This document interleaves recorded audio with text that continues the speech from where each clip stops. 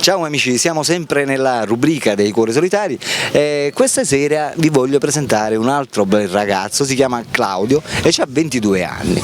Ciao Claudio. Ciao, come ti chiami? Che devo dire? Ciao. Allora ascolta, Sì. quanti anni c'hai tu? 22. 22 e cerchi la tua anima gemella. Se c'è...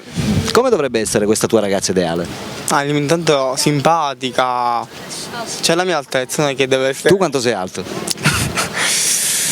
Basta, 1,65. 1,65. Quindi la tua ragazza ideale dovrebbe essere da quanto? Da 1,55? In poi. Fino alla mia altezza. Fino alla tua altezza, 1,65. Più alto va pure bene, non mi Va interessa. pure bene. Quanti anni dovrebbe avere? No, non è importante. Non ha importanza, anche più grande di te. Tanto una l'ha avuta più grande, quindi non ho problemi.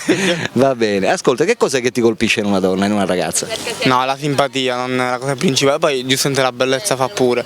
Però la simpatia già deve essere estroversa prima di tutto. La prima cosa che tu vai notando in una ragazza quando la conosci, che cos'è? Sincero, Parte del corpo.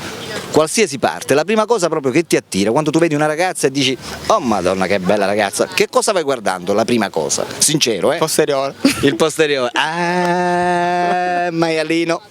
Oh, io la verità ho detto. Il posteriore, va bene. Ok, un'altra cosa, quali sono i tuoi hobby? I miei hobby, le macchine, le auto, le automobili. Le automobili. Come penso l'amico mio di poco fa. Esatto. Te l'avrà detto. Quindi fai le corse anche tu? No, io no, lui è proprio specializzato. No, io Però? Mi piacciono. Ti piace guardarle? L'estetica, sì. Hai l'hobby della moto? No, solo automobili e basta. Fai footing? No. In che senso? Footing, corsa. No. Hai qualche altro hobby, non so, sport in particolari, cose? No, solo tanto le automobili, mi sono proprio fissato. Niente, solo questo. Sì. Va bene.